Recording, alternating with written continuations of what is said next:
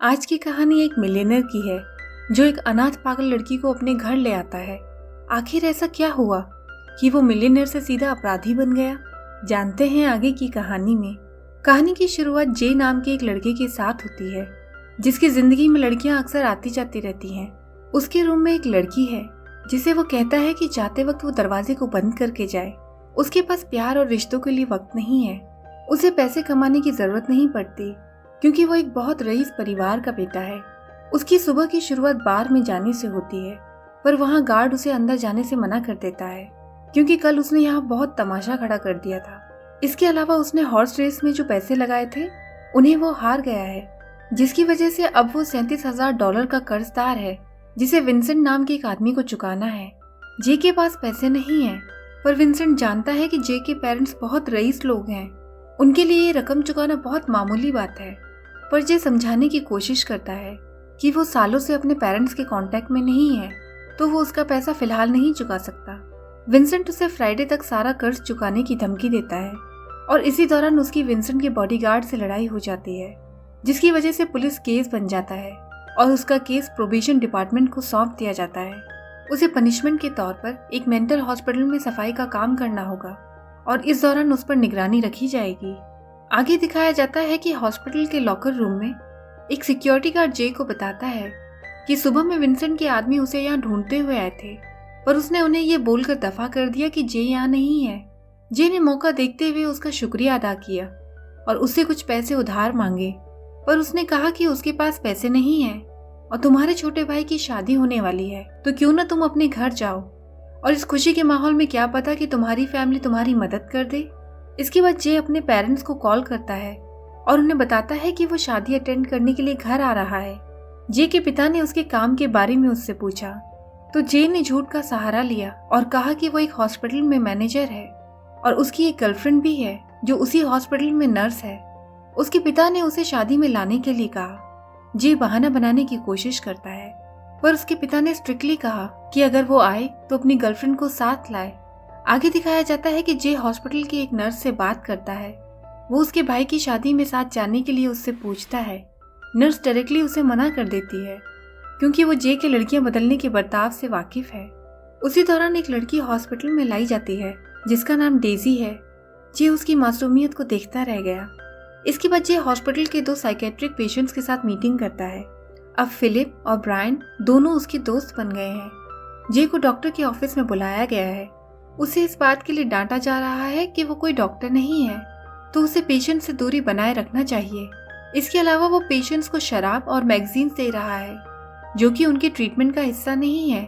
उसका काम हॉस्पिटल की साफ सफाई करना है। अगर वो अपना काम ठीक से नहीं करेगा और पेशेंट से ताल्लुक रखेगा तो उसे काम से निकाल दिया जाएगा, जो कि उसके प्रोबेशन के लिए अच्छा नहीं होगा, जिससे उसे जेल भी हो सकती है। जे जैसे ही डॉक्टर के रूम से बाहर निकलता है उसे वहाँ डेजी मिलती है जिसके पैर में शूज नहीं है और चेहरा मासूमियत से भरा है। उसे बाहर की जिंदगी के बारे में कुछ नहीं पता। वो उम्र भर एक घर में ही रही है। उसकी मदर अब गुजर चुकी है। उसे यहाँ इसलिए लाया गया है क्योंकि उसे कुछ आवाजें सुनाई देती हैं। रात को घर जाते वक्त जे को फेमिन वार्ड से कुछ आवाजें सुनाई देती हैं।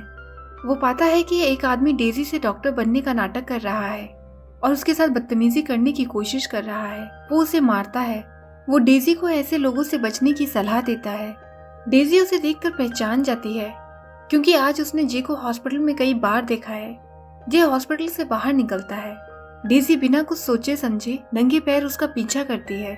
जे उसे समझाता है कि उसे हॉस्पिटल में वापस लौट जाना चाहिए। इसके अलावा हॉस्पिटल जे के अगेंस्ट में एक्शन ले सकता है। डेजी हॉस्पिटल में वापस जाना नहीं चाहती, इसलिए उसकी तबीयत बिगड़ने लगती है। जे उसे शांत करने की कोशिश करता है और उसे कुछ पैसे देता है जिससे वो अपने किसी दोस्त या रिश्तेदार के घर जा सके। जे वहां से निकल जाता है, लेकिन डेजी वहीं खड़ी उसे देखती रहती है। ऐसा करना जे को अच्छा नहीं लगता। वो वापस लौटकर आता है और डेजी को अपने साथ एक डांस क्लब में ले जाता है। वो डेजी को एक जगह बैठाकर ड्रेसिंग रूम में चला जाता है जहाँ वो लड़कियों से पूछता है कि क्या कोई उसके भाई की शादी में उसकी गर्लफ्रेंड बनकर चल सकता है, पर सभी लोग मना कर देते हैं क्योंकि जे की रेपुटेशन बहुत ज्यादा खराब है। उसी दौरान डेजी स्टेज पर चढ़ जाती है और डांस करने लगती है। तभी वहाँ बाउंसर आकर उसे वापस नीचे उतार देता है और जे उसे वहाँ से बाहर ले जाता है। यहाँ जे को पता लगता है कि उसका कोई रिश्तेदार या दोस्त नहीं है। जे को समझ में नहीं आ रहा कि वो उसे किसके पास छोड़े। उसे एक आइडिया आता है और वो डेजी को अपने साथ शादी में अपनी गर्लफ्रेंड बनाकर लेके जाता है।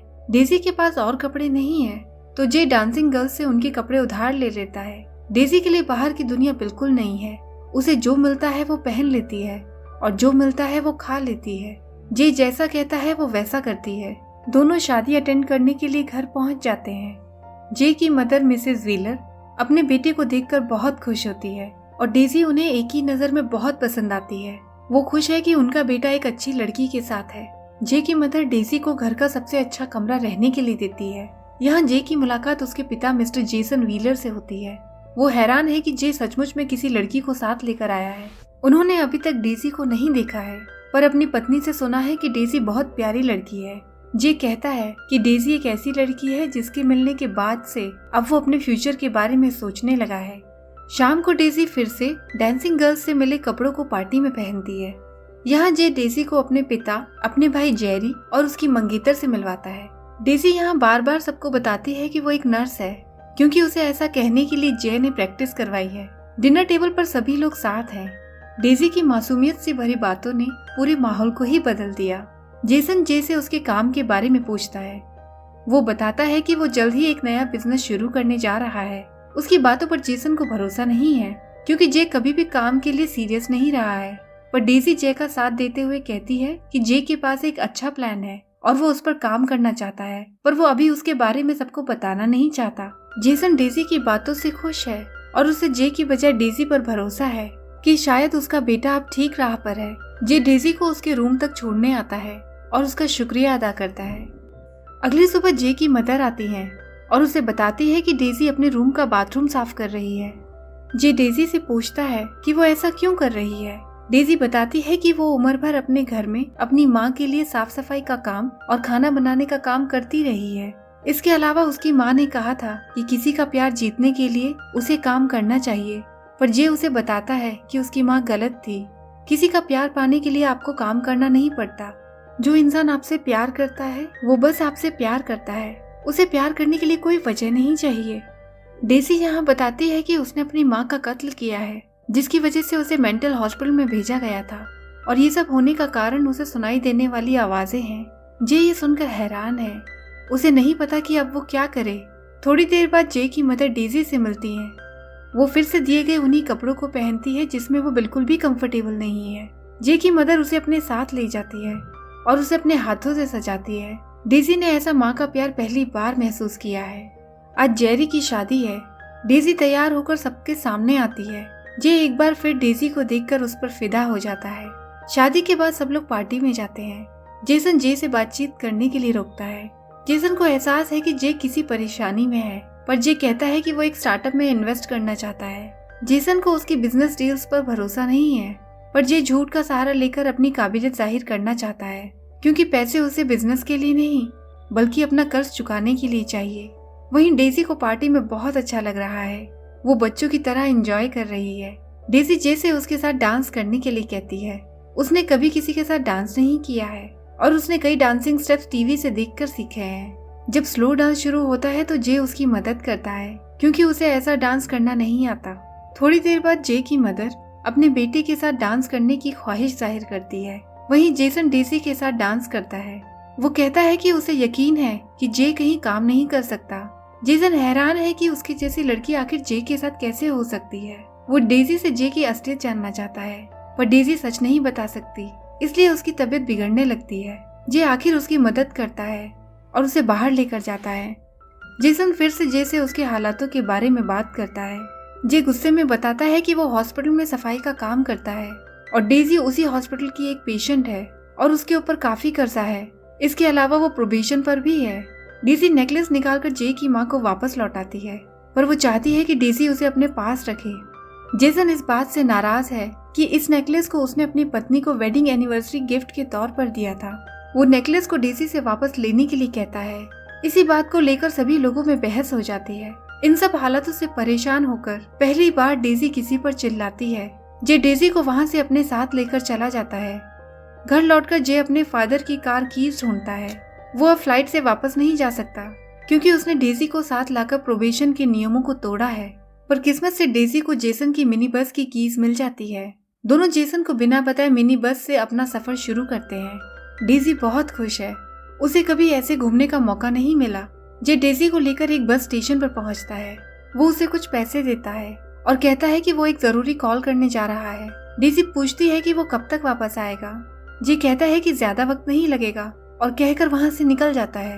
वो डेजी को अनजानी जगह पर अकेला छोड़कर चला जाता है। डेजी सारा दिन जे का इंतजार करती है कि वो वापस आएगा। रात होने लगी है। तभी एक स्टाफ मेंबर वहां आता है जो डेजी को सुबह से अकेले नंगे पैर बैठे हुए देख रहा है। वो उसकी मदद करना चाहता है पर डेजी कहती है कि उसका बॉयफ्रेंड अभी आने ही वाला होगा। डेजी को पता नहीं है पर जे उसे छोड़कर चला गया है। उसकी बात डेजी के डॉक्टर से होती है। वो जे को उसकी हरकतों के लिए डांटता है। वो उसे बताता है कि डेजी सारी जिंदगी सिर्फ घर में ही रही है, उसे बाहर की दुनिया का चाल चलन नहीं पता। उसने कभी अपनी माँ के अलावा किसी से बात भी नहीं की है और उसे किसी जगह अकेले छोड़ना खतरे से खाली नहीं होगा। जे उस बस स्टेशन का नाम बताता है जहाँ डेजी डॉक्टर को मिल जाएगी और फिर फोन काट देता है। कई घंटे बीत चुके हैं। जे के वापस आने की उम्मीद टूटने लगी है। डेजी उसी स्टाफ मेंबर के पास जाती है और उसे कहती है कि वो घर वापस जाना चाहती है। तभी जे पीछे से आ जाता है। उसकी आवाज से डेजी की आंखों में आंसू छलकने लगे हैं। डेजी उससे पूछती है कि क्या वो फिर से इम्पोर्टेंट कॉल करने के लिए चला जाएगा। जे अब किसी भी कॉल के लिए मना करता है। दोनों वहाँ से साथ चले जाते हैं। जे डेजी को कुछ पैसे देकर स्टोर में शॉपिंग के लिए भेजता है और कहता है कि वो जो चाहे खरीद सकती है। डेजी बताती है कि उसने कभी शॉपिंग नहीं की है। वो उसे फिर भी भेजता है और कहता है कि मैं तुम्हें यहीं मिलूंगा। तभी वहाँ एक पुलिस की गाड़ी आ जाती है और जे को देखकर वहाँ रुक जाती है। जे समझ जाता है कि वहाँ कुछ होने वाला है। जे स्टोर में वापस जाता है और डेजी को लेकर वहाँ से निकल जाता है। पुलिस उनका पीछा करती है। जे किसी तरह से पुलिस से बचने में कामयाब हो जाता है। लगातार ड्राइविंग से जे थक गया है। वो चाहता है कि डेजी आगे ड्राइव करे पर डेजी को ड्राइविंग नहीं आती। हालातों को देखते हुए जे थोड़ी देर सोने का डिसाइड करता है और कहता है कि थोड़ी देर बाद वो उसे उठा दे। डेजी थोड़ी देर बाद उसे उठा देती है और दोनों पाते हैं कि पुलिस की गाड़ी उनके करीब है। जे वैन में छुप जाता है। डेजी पुलिस ऑफिसर के कहने पर डोर ओपन करती है और पुलिस ऑफिसर को बताती है कि उसके आने से उसका बॉयफ्रेंड जंगल की ओर चला गया है। पुलिस ऑफिसर उसे ढूंढने के लिए जंगल में आगे बढ़ता है। इस दौरान डेजी पुलिस ऑफिसर की कार से कीज निकाल लेती है और जंगल में फेंक देती है और वापस आकर जे को वहाँ से चलने के लिए कहती है क्योंकि अब कोई उसका पीछा नहीं कर पाएगा। जे डेजी की इस हरकत से हैरान है। अगले दिन जे और डेजी एम्यूजमेंट पार्क में जाते हैं जहाँ वो सारा दिन एक साथ गुजारते हैं। खुशियों में झूमते हुए दोनों की सुबह से शाम हो गई। डेजी जे से कहती है कि आज का दिन उसकी जिंदगी का सबसे अच्छा दिन रहा। अगले दिन दोनों लॉस एंजलिस के लिए निकलते हैं। अब जे चाहता है कि डेजी को ड्राइविंग सीखनी चाहिए पर डेजी ड्राइविंग से डर रही है। जे के पास डॉक्टर का कॉल आता है। जे उससे वादा करता है कि वो डेजी को सही सलामत हॉस्पिटल ले आएगा। ये बात डेजी सुन लेती है। वो गुस्से में वैन की तरफ जाती है और वैन को ड्राइव करना शुरू करती है और नतीजे में वैन एक कंटेनर से टकरा जाती है। पर डेजी ठीक है। जे उसे संभालता है, उसे एक रेस्टोरेंट में लेकर जाता है। जे डेजी से उसकी माँ के बारे में पूछता है। यहाँ डेजी उसे बताती है कि उसकी माँ को कई सारी आवाजें सुनाई दिया करती थी और उन आवाजों की वजह से रात भर उसकी माँ चिल्लाया करती थी। एक रात डेजी बहुत ज्यादा डर गई थी। उस रात वो अपनी माँ के कमरे में नहीं जाती और अगले दिन उसकी माँ उसे मरी हुई मिलती है। तब से डेजी मानती है कि उसके कमरे में नहीं जाने से उसकी माँ मर गई है और उस मौत का जिम्मेदार वो खुद को मानती है। जे उसे समझाता है कि डेजी को इसके लिए खुद को जिम्मेदार नहीं मानना चाहिए। उसने किसी को नहीं मारा है। पर डेजी को ये समझ नहीं आ रहा कि आखिर वो उसे हॉस्पिटल में वापस लेकर क्यों जाना चाहता है। जे कन्फेस करता है कि वो उसे पहले लेकर जाना चाहता था पर अब वो ऐसा नहीं चाहता। पुलिस की गाड़ियां जे की तरफ आगे बढ़ती हुई आ रही हैं। डेजी को दुख है कि उसे फिर से हॉस्पिटल में लॉक करके रखा जाएगा और किसी को पता नहीं होगा कि वो कहाँ है। जे कहता है कि वो उसे ढूंढ लेगा और वो जहाँ भी होगी वो उस तक पहुँच जाएगा। डेजी को पहली बार जे किस करता है और उसे जाते हुए देखता है। जे की मदर जेसन को इन्फॉर्म करती है कि उनका बेटा हिरासत में है और वो कहती है कि जेसन भी कभी अपने बेटे की ही तरह लापरवाह था। तब उसे उसके पिता ने मुसीबतों से बचाया था। आज वक्त है कि वो अपने बेटे को मुसीबतों से बचाए।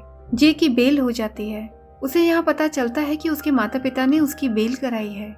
जे अपने अपार्टमेंट में लौट कर आता है। उसे वहाँ सब कुछ बिखरा हुआ मिलता है। यहाँ विंसेंट पहले आकर जा चुका है। वो विंसेंट के आदमी से बचता हुआ हॉस्पिटल पहुंचता है। वो डेजी से मिलना चाहता है, पर डॉक्टर की सख्त हिदायत है कि उसे डेजी से ना मिलने दिया जाए। जे अपना खुराफाती दिमाग चलाता है। वो एक ट्रेन स्टेशन पर जाता है और पटरी पर लेट जाता है और ऐसा जाहिर करता है कि उसकी दिमागी हालत ठीक नहीं है, जिसके चलते वो खुद को मारना चाहता है। उसका ये आइडिया काम कर जाता है। उसे उसी हॉस्पिटल में वापस लाया जाता है जहाँ पे डेजी को रखा गया है। डॉक्टर को पता है कि जे बिल्कुल ठीक है। वो उसे हॉस्पिटल से डिस्चार्ज करना चाहते हैं। यहाँ जे डॉक्टर को बताता है कि वो आवाजें डेजी को नहीं सुनाई दिया करती थी, बल्कि वो उसकी मदर थी जिन्हें वो सुनाई दिया करती थी, और डेजी बिल्कुल ठीक है।